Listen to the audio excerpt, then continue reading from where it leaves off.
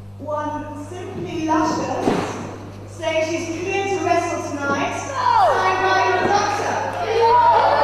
Her doctor's notes are made out to Simply Luscious. Unless you're scared, of course. It's got to be a forgery, Dan. It has to be. No, Nikita's not like that. She's the Queen of Chaos.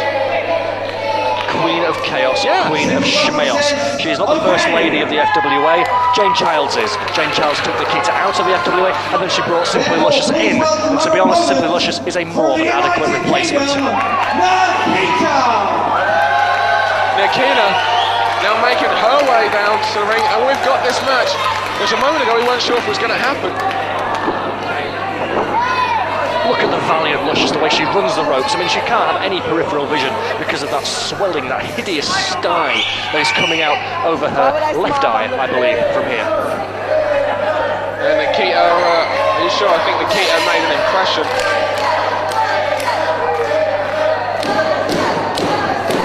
Simply Luscious trying to get the fans into cheering for her. Now she's trying to get them chanting USA. I don't think that's going to happen. Not that we have any problems with our friends across the pond, but Nikita's half German anyway. I don't understand why. yes, it just goes to show that we can all forgive and forget. And what a lovely collaboration there between the Germans and the English in a beautiful Nikita. If that's the way it always turns out, do you know what? God bless our reunion. Do you know what I think? There's two images I have in my head every time I see Nikita. The first one is that time when she slapped me right across the face at Crunch I remember that. 2004. She said your glasses so far, I called them. And then the second image is when the family nearly took her pretty little head off with a chair just moments later. Well, your glasses mean a lot to you, don't they? You go that far. Yes, I believe that, yes, you did actually catch my glasses down. That's the one favour you've ever done me in your entire life. I've handed back to you, I gave them to someone else. You know, I had to go to Specsavers and get a new pair after that. Tie up, Nikita takes the head. Slush is saying that she can't see the eye, and she's using that distraction to pull on the hair of the gorgeous Nikita. I have a hard time actually talking to her backstage because She's an ice maiden. Exactly. She's an ice maiden. You know, I mean, she's as cold as ice. You know, it's not. And there's a crossbody there, and just to go to show you just what this new Nikita that we're seeing here, it was a crossbody, a pin attempt was possible. No, she wants to dish out more punishment here. Arm drag there, going straight after Luscious. She catches the arm again. Whoa, flying knee there. Simply Luscious. Luscious jumps to the outside there. And I she's just want to make a point about Simply Luscious. She was trained by none other than Steve Corino, and who did Nikita very famously have a relationship with? Alex Shane. And we all know the history between Steve Corino and Alex Shane, don't we? From what I understand, though, I don't know what the relationship is between Nikita and Alex Shane anymore. So I don't think we need to hit on that. I'm sorry, I'm a journalist. Personally, I'm a journalist. Some people say I'm a tabloid journalist. I personally disagree with that, but sometimes you have to get to the bottom. You have to dish the dirt. And Nikita could have been absent from the FWA for 18 months because she had a falling out with Alex Shane. Well, the tides have turned now.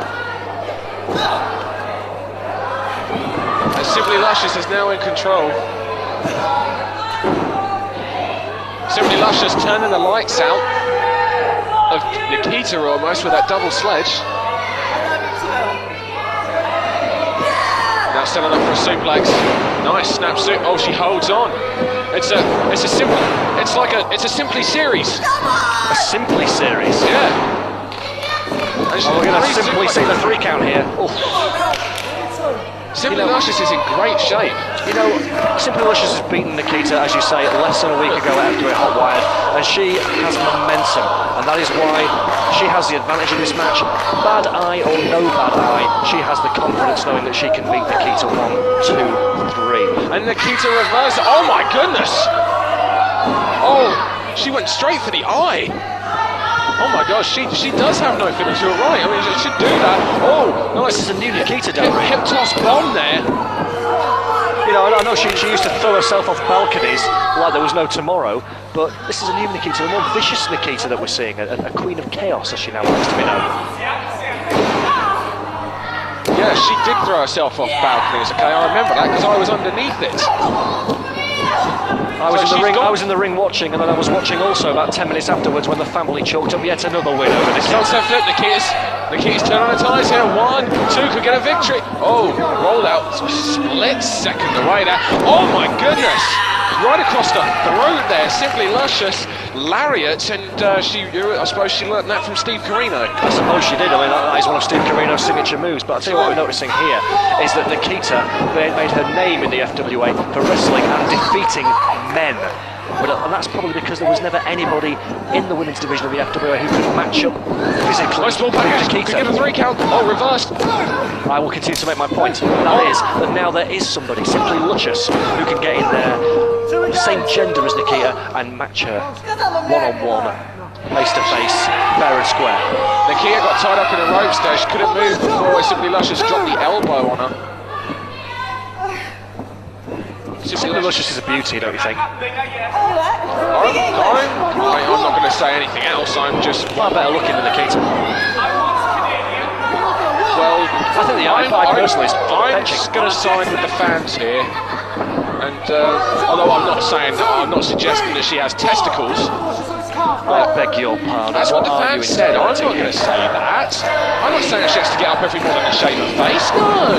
You know, I'm a journalist, and when you write something down like it's called libel, when you speak it, it's called slander. But what I'm saying is I'm not suggesting it. I'm not suggesting that she goes to the toilet standing up. I'm not doing any of that. I'm writing all this down, you know. What, all the stuff I'm not suggesting? I know you can't read shorthand, but even so, thank you. I've just been given a pen there by my assistant. You've not met my assistant, have you? I always bring my assistant with me. Oh, Right. Paul. Yes, hello, Paul. Oh my goodness! That normally people get their feet up. Nikita's more vicious than that. She drives the point of the knee into the eye there. Oh, suplex there, back of the neck. Nikita rolls over on the cover. That was vicious. Well, this is why Simply Luscious wasn't given medical clearance to wrestle. I mean, she her was. pretty little face cracked against the FWA top turnbuckle pad. This could leave her blind in one eye. I mean, how heartless is Nikita? I don't know if you saw that. Nikita's looking. Luscious looking dazed. I'm surprised she got the 3 count. Well, instinct there, centre. Oh, and a double clothesline sent them both down. And once again, both girls find themselves on the mat here. Referees counting. Both girls trying to make their way up. This is the second match these two have fought. It's been over here in the UK. We mentioned last week where Simply Luscious scored the victory over Nikita. Oh my goodness, you should not do that to them. They should be treated nicely. Oh, and just chopping each other. Paul, can you clear up that drool that's on the floor beneath? Thank you. So I told you my assistant comes in handy. What's this? Oh, it's going for like a urinage there. Luscious counted over the shoulder into a fireman's carry. Watch this. Oh, rolls out. Luscious takes a bump into the corner there, winting her almost. Nikita staying on top, saying that's it. Boot to the stomach, off the ropes. Neck breaker, no, counters. Nikita into the ropes, ducks the clothesline. Wait a minute. Oh my goodness, that's a urinage backbreaker. 1, 2. Yeah, I can't believe that. Nikita ties it up. The second match, it's 1-all. I noticed then when Luscious took that bump here, the corner of the top turnbuckle pad had become loose. That's why she was disorientated. You're right. That's why Nikita was able to get her and hit that finishing move. You're right, I did not notice that the top turnbuckle did come loose. It would have caught her in the forehead and eye. Nikita was able to then hit that Uranagi backbreaker there. But she took advantage. That's what I've been saying about Nikita. This is a new Nikita. This is a cold-hearted ice maiden, the queen of chaos, and she is willing to use the exposed top turnbuckle to win a match against a woman with one eye. And she's the Ice Maiden. What does that make that move then? The Icebreaker? No, that's Iceman's move. Don't you dare ever copyright any of my man's moves. Okay, I'll get you fired.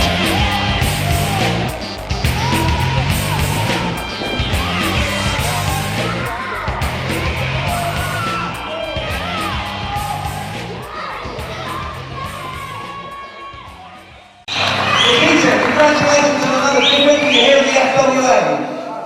Now I would like to ask you a favour.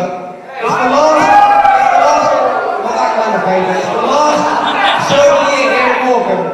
Would you do me the honour of being the special guest draw master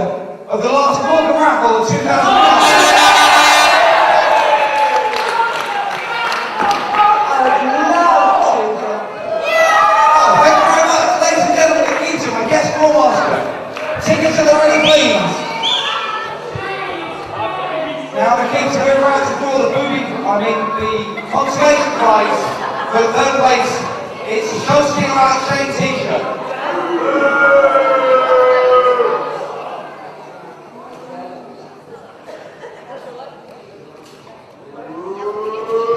And the winning ticket is 157. Yellow 157. Yellow 157, you've won a Show Stealer t-shirt. Is anybody playing it? Hang on, I've got to check it. It's good. The king says it's good.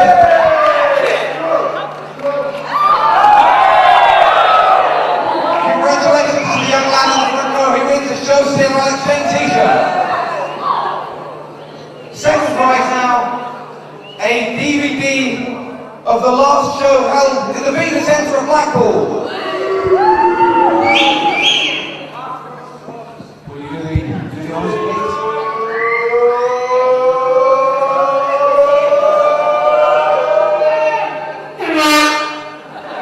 It's yellow 112, yellow 112. Should you choose to accept, we're going to check it.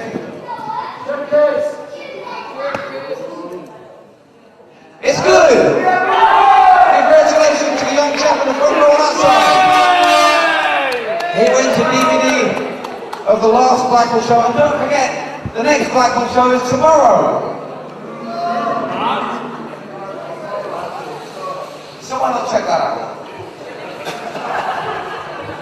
And ladies and gentlemen, the first prize of the last Morecambe raffle of 2005. Not only is it a Wonder Kid Johnny Storm t-shirt, but you also receive a DVD copy of the August Morecambe show from this year. So 2 prizes up for grabs, 1 lucky winner. Who's it going to be?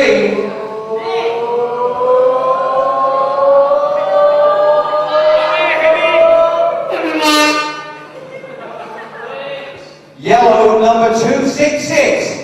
Yellow 266. Do we have a winner? Yes. Can we raise the lights or something? Or make yourself known, please. The yellow 266. Oh, over here. We're going to check that. We're going to check it. And the teacher says, it's good.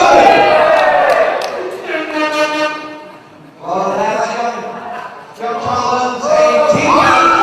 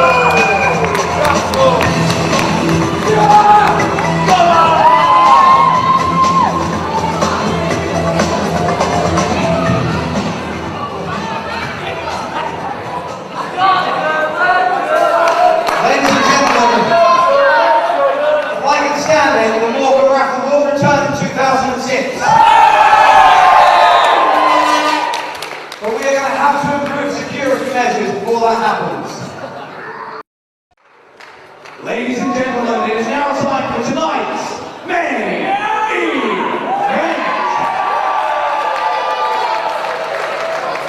The following contest is a tag match set for one fall, and the person who scores the winning fall will receive a title shot at the show stealer Alex Shane tomorrow evening.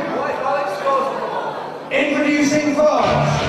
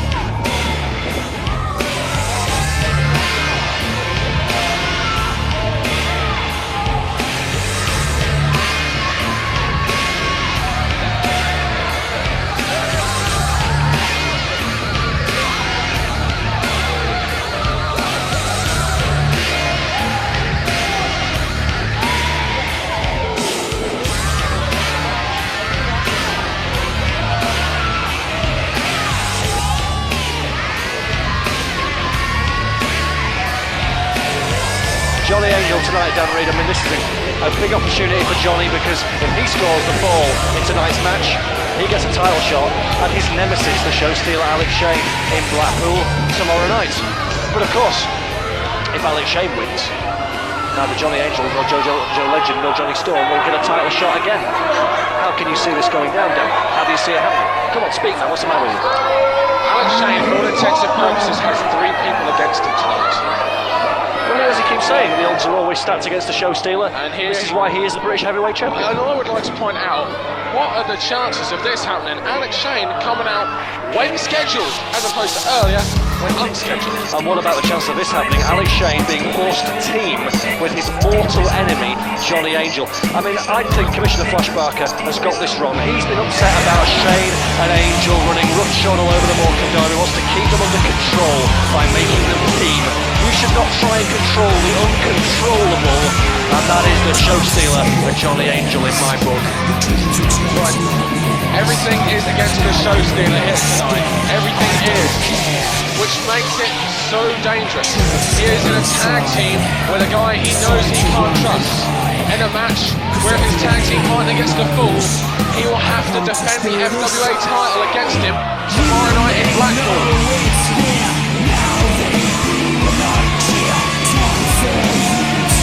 This is an incredibly dangerous situation for Alex Shane, and he knows it.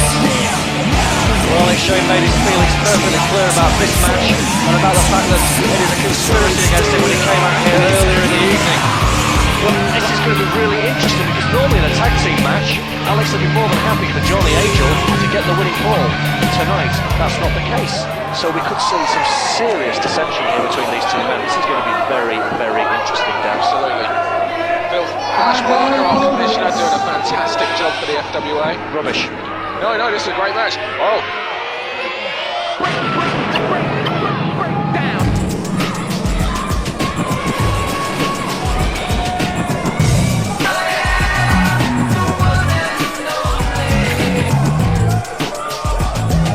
Johnny Storm's here, I'm the main attraction. Why don't you have a voice? It's quite simple. I am making an official boycott of Mr. And Theme Song here's the singing. Wonder Kid himself.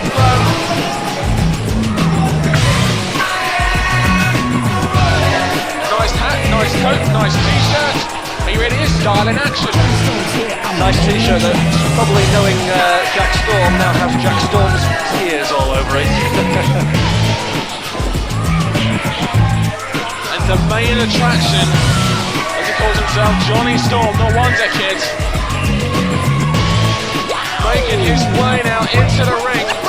And we've got to point out what happened earlier tonight. This is not like a fresh Johnny Storm. He got nailed with the title belt earlier tonight. He deserved it.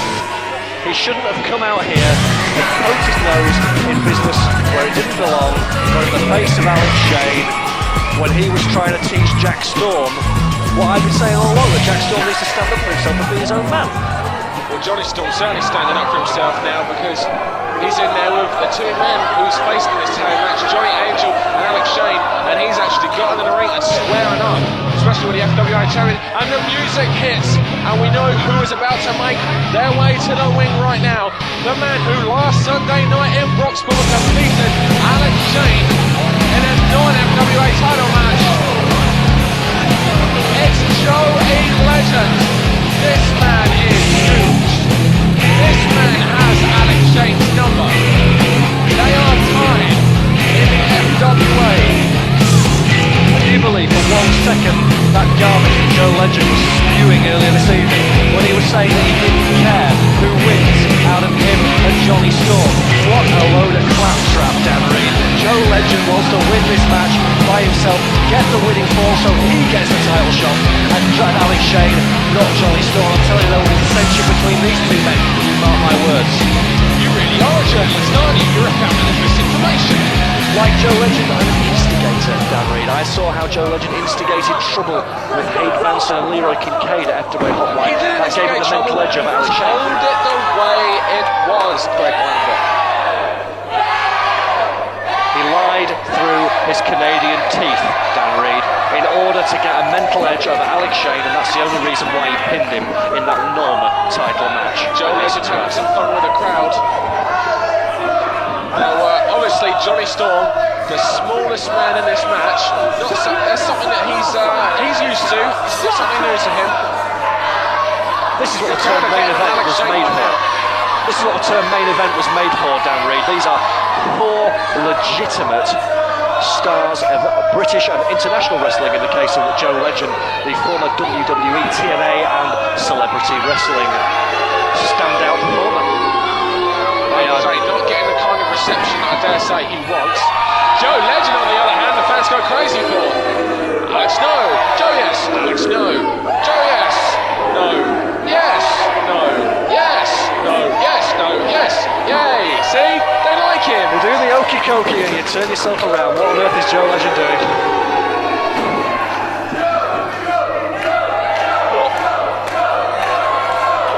Mike Bishop doesn't seem to know what to make of this. Mike Bishop doesn't know much. Like I say, when this match kicks off, down, you are going to see some very interesting permutations indeed. Can I just point out a difference there, right? Joe Legend and Alex Shane just shook hands as Johnny Storm and Joe Legend, correct me like you never see the other thing happen. Johnny Storm and Joe Legend just shook hands as Johnny made his way to the outside of the ring. We are not seeing this kind of teamwork from Alex Shane, and that's interesting. But there will be times in this match where Johnny Angel may need to show teamwork. What if Alex Shane is being pinned 1, 2, 3 in the middle of the ring? Johnny Angel will have to go to his rescue. Alex doesn't want anything to do with Joe Legend, which is why he's allowing Johnny Angel into the ring. But then you have to wonder, if Johnny Angel gets himself into a position where he could get the win in full over either Joe Legend or Johnny Storm, or Alex Shane possibly interfere, or vice versa. Absolutely. This is what makes this match fascinating. There's so many intriguing and possible scenarios that are going to play out in this match as the much larger man, Legend, who's showing off some speed. Oh my goodness, a crossbody from this big guy there. Joe Legend is 6'6". He's around 270 pounds. And he just hit a crossbody off the ropes with that awesome momentum. Obviously going to take. But did you see the key thing, the show stealer running straight into the ring when he thought Joe Legend might be about to get the pinfall? He ran in and saved his partner, Johnny Angel, and man, he despises that because he doesn't want Joe Legend to get a shot against him. That's right, he has no choice. And you know, another reason why he doesn't want him to get a shot against him is because last Sunday at Broxbourne, at Hotwired, in Broxbourne at Hotwired, Joe Legend defeated cleanly Alex Shane in a match where it was supposed to be for the FWA British Heavyweight title, but it wasn't. No, I'm still talking, you can keep doing it. No. Alex Shane lost. 1, 2, 3. I want to repeat that. 1, 2, 3. Well, of course, Alex Shane will beat Johnny Angel. He'll beat Johnny Storm, he'll beat Johnny Angel. It doesn't matter. Alex Shane will still be able to. I said Alex Shane. I've got you all flustered. You've got me all flustered now. Because you can't change facts, Greg Lambert. And the fact is, Alex straight in now. Oh my goodness. And the fact of the matter is, Joe Legend has Alex Shane's number. Alex Shane knows it.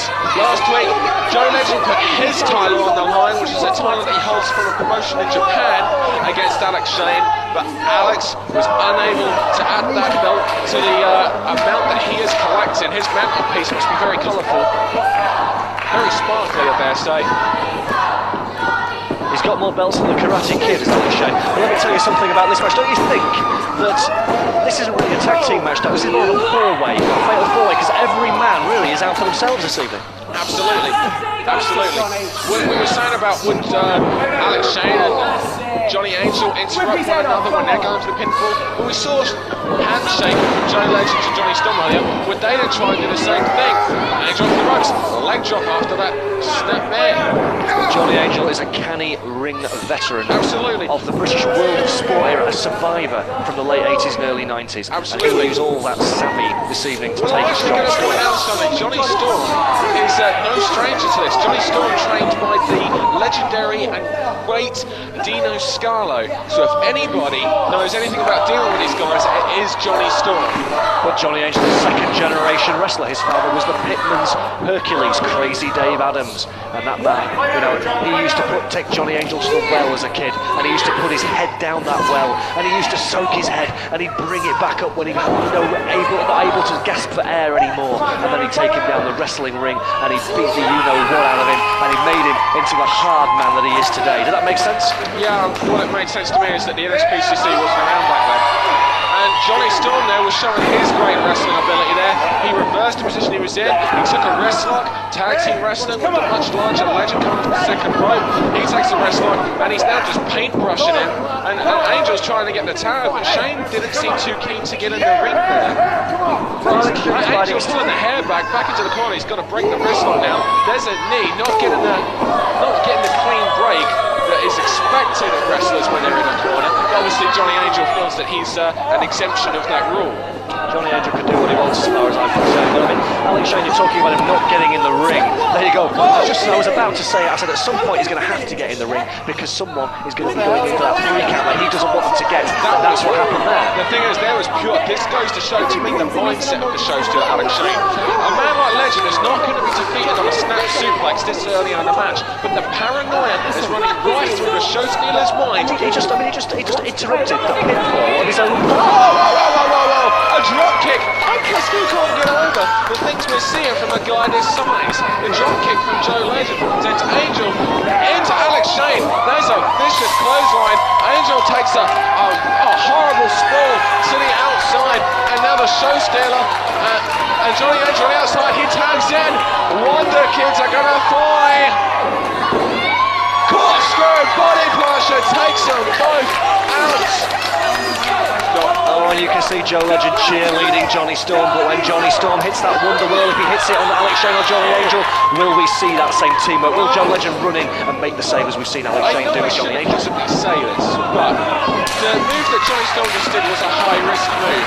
Was Joe Legend perhaps thinking that by allowing Johnny Storm to take a high-risk move, he's wearing him out for later, possibly giving him the opportunity to get the pinfall there? Did you see that one? Dragon whip there. Like a one-armed Spanish fly, I believe is another way of describing that move. Johnny Storm and Alex Shane have got a history here, Dan. Of course, Alex Shane took on Johnny Storm at New Frontiers. Johnny Storm, everyone thought Johnny Storm had the match winner after he hit the Wonder World. Alex Shane, you're not going to believe this, Greg, it's very unfamiliar territory indeed, but managed to loophole his way out of it. I know, it's very, you wouldn't think a guy like that, you know, a guy like the British heavyweight champion of the FWA would do that, but he did, and unfortunately ended up Alex Shane retaining the title. And I haven't seen Johnny Storm get a rematch since. Who won the match? Well, the first match. Whose name went down on the record books as the winner? Alex Shane. Yeah, the show stealer. yeah. Who is still the champion? Who beat Johnny Storm and Doug Williams in a 3-way match at Crunch, and he's still the British champion. Alex Shane. That's who. You're right. What's this? Alex is trying to. The show stealer getting ready to get in the ring. Apparently, will he actually tag in though? No, he's not prepared to tag in when Legend's in the ring. It's no. He's gonna let Johnny Angel do it all. Surely. You know what? Although you can't agree with the things that the show stealer does. The unfortunate thing is they're very smart. If you know somebody can beat you, why would you get into the ring with them? Especially when you're the champion. Alex Shane was forced into this situation, as well you know. It's not a very beneficial situation at all for the champion, but all he has to do is trying to get Angel to get the tag to Show Stealer. All of a sudden, Show Stealer doing his best impressions of Rocky Balboa on the outside. Not the Karate Kid. He's got more belts than the Karate Kid. But anyway, that's the Karate Kid. I was about to give you my theory on how Alex Shane can win this match, and I'm sure this has already crossed the devious brain of the Show Stealer. All he has to do is let the other three guys beat the heck out of each other.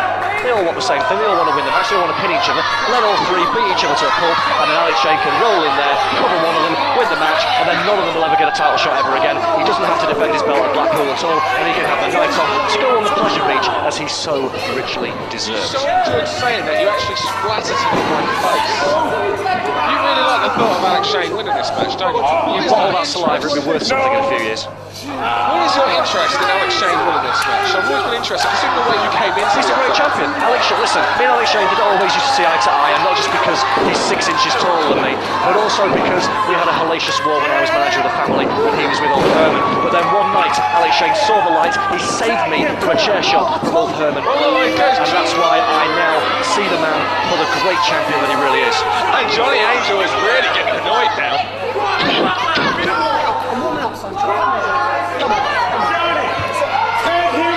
We're seeing problems here again between Johnny Angel and Alex Shane. This is what I said would happen. But the fact is, you know, this is what makes this match so fascinating. You know, I mean, Johnny Angel, Alex was trying to talk to could actually beat. Johnny Angel, because Johnny sees Alex for what he is, and he's allowed, like you said, Johnny to take the brunt of this match. But Johnny Angel can't beat the you-know-what out of Alex Shane, because then he'd be at a disadvantage. He'd be in a 2-on-1 match against Joe Legend and Johnny Storm, which would mean it would lessen his chances of winning and getting that title shot. That's right. He unfortunately, as much as he would want to. Come on. Joe Legend was baiting Johnny Angel's free shot here. He's going to go for an elbow. Oh, Joe Legend outsmarted the wily ring veteran allegedly, and here goes Johnny Storm to the top row, getting this crowd excited. Double sledge there, right on the arm. No, he takes the arm in. He had the opportunity to tag. He was within reach there. Alex Shane is 6'7". He has the long reach with his arms. He could have easily made the tag. No, doesn't want to get in the ring just yet. Alex Shane has a decision to make here, because Johnny Storm has got the arm and Johnny Angel is bending it into an awkward position. I don't think Johnny Angel will tap out. He's a too tough a guy, and that's why we're not seeing Alex Shane come in and make the save here. No, this is wearing the guy down. This is setting the tempo. Wearing the guy down. Well, Joe Legend kick-starting this here, standing on it. Oh! Extra momentum there as he drops the leg. 275-pound leg there. Oh, Johnny Storm, a characteristic headbutt there to the arm. Rolls to the corner. Oh. Onto the tag. No, that wasn't really much of an effort. I can't believe the teamwork we're seeing here between Joe Legend and Johnny Storm. I'm telling you, it's all going to disintegrate very soon. When one of them goes for a pinfall, the other one is going to run in. I don't believe for 1 second, like I said earlier, that Joe Legend is happy with Johnny Storm winning this fall and getting a title match. Joe Legend is the #1 contender. Like you quite rightly said, he looked out and beat Alex Shane, and he wants another shot at him. And I don't think he's going to let Johnny get that shot personally. That's it. Oh my Lord! Greg Lambert! Alex Shane is in the ring! There's no need to call me Lord Greg Lambert, Dan Reed, just Greg will do. And Alex Shane saw that Johnny Storm was weekend. He actually got the double springboard crossbody counter there. Over shoulder. One night stand. It's for all you idiots and you, Johnny Angel. One night stand here. Wait a minute. Johnny scoots out of the ring. Goes for it. Oh! Forearm there. That was, if I was Johnny Angel, I'd make the tag here, but no. Sends him Irish whip to the corner. Oh, that pancake there into the... Oh my God, he turned it inside out. It's not hard to do a low blow on a short stop like Johnny Storm, that's all I can say. Well, as I was pointing out there, he only came in the ring when #1, it was Johnny Storm in the ring in the first place, and #2, Johnny Storm had just been weakened and taken off his game plan by Johnny Angel. Now Alex Shane, due to the outside interference, the interference for his tag team partner, who's not legal in this match, is now in control of the more. Legend on the ground, but listen, who can blame him? The power of Alex Shane coming to display there as he Irish whips him. Took too long. The cockiness of the show stealer backfired back in his face. And Johnny Storm with a series of boots up to the second rope now. Johnny! Oh no. Who's in this? Show stealing choke bomb. Oh my goodness.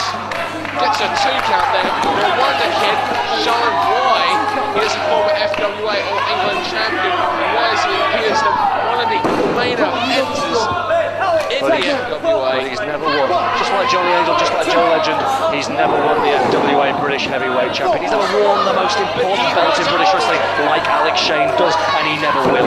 But he does hold a pinfall victory over Alex Shane. I've got to point that out. Alex Shane, yes, okay, he's a 2-time FWA champion. His reign now has lasted nearly 1 year, okay? But if you look at all the ways he's done it, the only reason that's because, as I alluded to earlier, was because of the amount of loopholes. Alex Shane, the loopholes, and Johnny Storm would be possibly wearing that title still had the events not occurred at New Frontiers. No, I disagree. I disagree. Whatever you say, I disagree. The FWA title by the king of the loopholes. The lord of the loopholes, I can do. You call him whatever you want. You call him the lord of the loopholes, the king of the loopholes. The fact is that Alex Shane has never needed any help from anyone to win a match. I mean, what was the whole deal with Hayden Vanson and Leroy Kincaid last week? Leroy Kincaid, that ingrate, the new All England champion. Leroy Kincaid has now abandoned Alex Shane, the man who got him to where he is. If it wasn't for Alex Shane, Leroy Kincaid wouldn't be the All England champion. Do you know why Leroy Kincaid has done that? It's much like you used to profess to people piercing the light. Now, Johnny Storm backed into the corner. That was a cheap shot. Alex That was a cheap shot, that Rick. And Johnny Storm fighting. Johnny Storm, well on the sunset flip, trying to get a pinfall victory here. No, too much weight, too much strength, too much power. Too smart, Johnny Angel there. Johnny Angel, but it was a closed fist, which is illegal here in the FW. I'm surprised that Mike Bishop did not issue a yellow card there. Oh, Johnny's a close fist from Johnny Storm. That was an illegal close fist. I didn't see it. But Mike Bishop's in the ring. That's it. That looks like an open. Oh. Neck breaker variation there. Starting with Paul Nelson. He hooks the leg. That's a cocky pin. Too close there. Legend was able to paintbrush Alex Shane off. Did you notice how Joe Legend was so quick to run into the ring there because he knows if Alex Shane pins Johnny Storm here, then Joe Legend is never getting a title shot ever again in the FWA. Number 1 contender or no, the same with Johnny Angel, the same with Johnny Storm. None of them will ever get a title shot again if Alex Shane manages to get the ball in this match. There's a front chancery there on Johnny Storm. Johnny had the opportunity to get the pin there, but there's oh, whoa, he's got him by the ears. Greg Lambert, it's the FA Cup. It's in Joe Legend's hands. Oh, and the referee did not see any of that. Joe Legend. That's a yellow card. You're talking about the FA Cup. That was a yellow card. That was a red card. That was a sending off at Wembley, in my opinion. Mike Bishop now arguing with Alex Shane. Johnny Angel made it so that Mike Bishop, it's a good tag team strategy there, made it so that Mike Bishop could not see the tag take place. Alex Shane. That's how Alex Shane, when he makes the pinfalls, he holds those arms down. He's not just laying his body weight, he's actually holding it down. He's a very underrated wrestler. People talk about Alex Shane for his great size, his big mouth, they say about the fact that he's extremely intelligent. The fact is, he's a very, very good technical wrestler too. Double springboard hurricane Rana there. Johnny Storm has made it, given himself an opportunity to get the tag. I wasn't disagreeing. Okay, Alex Shane is another wrestler. He has called the show sticker for a reason. Who can forget his memorable battles with Solid Gold Scott Parker a few years ago in the FWA? But unfortunately now, he's not relying on any of that kind of ability. He is relying on cheap tactics and being the lord of the loopholes to get himself to where he is today. And now, Johnny Angel in the ring while Alex Shane was holding the leg, not allowing Johnny Storm to get that tag to Alex Shane, I believe, thinks to himself as perhaps the deadliest threat to his title, and that's Joe Legend. Johnny making his way back up to his feet. Oh, shade to the sheep herders there, with a double chop to the throat there, knife edge chop. Whoa, Johnny Storm unloaded. Oh, but there's that fist up there, runs it up the jaw. When Johnny Angel, Johnny Storm down. When Johnny Angel gets going, you don't see a wrestling match, you see him fight. This man is double tough, and Johnny Storm cannot hang with him if he goes toe to toe in a fist fight, in my opinion. I agree. I heard the thing things he was saying to you earlier in the press conference, okay? He is a double tough man. Look at that slam. That's not just a normal slam. Oh my goodness. That's not just a normal splash. That's no. Gets a 2. What? Alex Shane. What's that? Come on, don't stop me with crying. Alex Shane, I think he's telling Johnny Angel not to finish him with that move. Alex Shane just caused the Bishop to... Mike Bishop seems to be out of step a little bit. This is his return to the FWA. I think he allowed himself to be too easily distracted by the show stealer there, but, you know, each to their own. Angel now doing something incredibly uncharacteristically. He's going to the top. I've never seen Johnny Angel go to the top rope. The Angel's going to fly. Oh no, this Angel has no wings. No. He's on top. He's getting vertigo. He doesn't know what We're going to see a fallen Angel. I thought you were making reference there to a former FWA champion. No, the Angel crash landed there, and now Johnny Angel is out. Johnny Storm is shaking his head. He realises this opportunity. He's psyching himself up. He knows he needs to make that tag to Joe Legend. He's fallen. He's trying to get himself up. Angel, on the other hand, is trying to get himself to the corner to make the tag to Alex Shane as well. Who's going to make the tag first, Greg Lambert? These fans are going bananas, Dan. I mean, to be honest, I don't know who's going to make the tag. Angel, somebody has gets to, the 3 and it's Johnny Angel who does. He wins. Johnny Storm. No! Last second. Here's Legend. Block. Uppercut. Legend on fire. Clothesline from the left-hand side. The southpaw. He is kicking it. Scoops up the 260-pound show stealer. Body slam. Picks up the mammoth Johnny Angel. The strength of Joe Legend is on display. Oh, we're going to see a meeting of the minds. Yeah, it's a double knocker. Legend, signal. 1, no. Oh, off the ropes. Oh my, double soccer kick there. That's a penalty. That's a Champions League penalty there. We could just be a moments away from Joe Legend beating Alex Shane, getting the title shot tomorrow night. 1, 2, no. Oh. Johnny Angel didn't make that save for Alex Shane. He made it for himself down. Angel reverses. Oh, it's the Cobra Clutch. Oh my goodness. That's innovative. Back of the neck. Yeah, very innovative. Charges ropes. Double momentum and a clothesline from the left-hand side. Johnny Angel as well. Lasers that didn't open the leg there, but all of his body weight was over the chest and shoulders. And once again, a selfish save from the Wonder Kid Johnny Storm. Wonderwall! Oh, he hit it. Wonderwall! Oh, this is it. 2. Wait, oh, there's a show stealer. That was it, Greg Lambert, and you knew it. And you said Alex Shane doesn't want Joe Legend to win this match. He didn't want Johnny Storm to win. He doesn't want to face Johnny Storm again. Win except him. He wants to get the pinfall. Oh my God, what a nice stand. Got it. This is what I was talking about. 1, 2. Oh, you are joking me. Nobody kicks out of the one-night stand. That is ridiculous. Johnny Storm showing us why he is the Wonder Kid with a wondrous kick out there of the finishing move of Alex Shane. That's what the FWA title means to these people. But now he's set him up for that big boot. Wait a minute, there's Legend in the corner, grabs the boot. Alex Shane, Joe Legend, no. Touch first, oh, it's the Enziguri, the big boot, nailed Johnny Angel.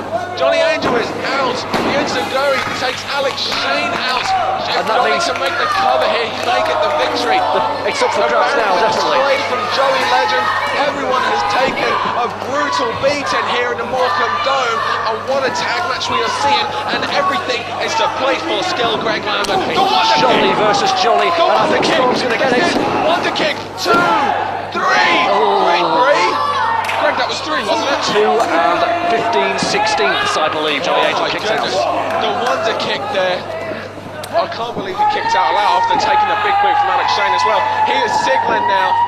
Another wonder well. He can't do it on a big man like Johnny Angel. No, Johnny He's Angel's done not it once more. Can he do it twice though? It takes a lot out of the man. The power that comes into it. Johnny Angel knows he can't do that. Oh, flapjack. Angel's got a brilliant opportunity now to win this match and get that title shot at Alex Shane, which he wants so desperately. Absolutely. He makes the cover. No. There's Alex Shane. He pulls out Mike Bishop there. Oh no! Oh, his first match back, and already he is being brutalised by the FWA Heavyweight Champion. Angel doesn't know what's happening. Alex Shane doesn't care about winning the tag match. He doesn't want anyone other than himself to get this win, and that illustrated that fact perfectly. Yeah, I'm sure he'd love for this match to be ruled a no contest. And also, What would that mean? Exactly, and also if Alex Shane loses because his team's getting disqualified, who gets the title shot on the other team? And now we're seeing And Angel now and Shane going at it. Absolutely, Angel kicked Alex Shane and sent him off with a one-night stand. Angel suspects that it was Alex Shane that pulled the ref out of the ring. Come on, guys, we need to get There's this either of you. Listen, it's time for a fight. It has boiled down for this. We knew it would happen. They need to get on the same page. If either of them want to get that match, if either of them want to get what they want out of this match, they've got to work together. This is what I keep saying. Legend now. Open hand shots there on Johnny Angel. Oh, Angel ducks. Oh, double clothesline outside. Wait a minute, no. What's he doing? He's on it. No, repeat. It's deja vu. He has that belt. The FW British Heavyweight title. That's not a ghost. That plays normally. Wait just a cotton picking minute. Jack Storm! Jack Storm! Jack Storm! Oh no! Oh no! Oh no! He powered the eyes. It got Johnny Storm and now bell shot there. Oh no! Johnny Storm catches that. He got a glance of blow, but it was enough to send him down. It's the second title shot to the face that he has taken tonight. There's no way that Johnny Storm can get up from this. Alex Shane took the referee out earlier. He's a victim of his own crimes. Jack Storm has just cost his favourite wrestler a perfect opportunity to become, tomorrow night, the British Heavyweight Champion. Oh no, we're going to see a fight here between Angel and Shane. Angel and Shane, they're going to go at it. This fans are loving it. Angel v Shane, right now. No, whoa, Angel going out. Alex is like, what are you doing? Johnny Angel doesn't want to walk out on this match. He's giving him an opportunity to become a champ. Exactly, opportunity to get a shot at Alex Shane. He'd like to fight Alex Shane anyway. The two of them don't get on. With the title on the line, that just sweetens the deal for Johnny Angel. Oh, he's asking, should he? Show Steeler trying to sway him. But look who's creeping back into the ring behind them. Look who's here. It's Joe Legend. Stone cutter from Joe Legend. Angel's walking out. I don't understand this attitude from Johnny Angel. He's just given up the opportunity to win the gold, to become the man. Joe Legend hit the stone cutter. That's it for Alex Shane. And Johnny Angel's walking out on this huge opportunity. The Angel's halo has slipped down, Reed, right here in Morecambe. Angel's just in the arms right now. He's just watching this match. Legend! Oh!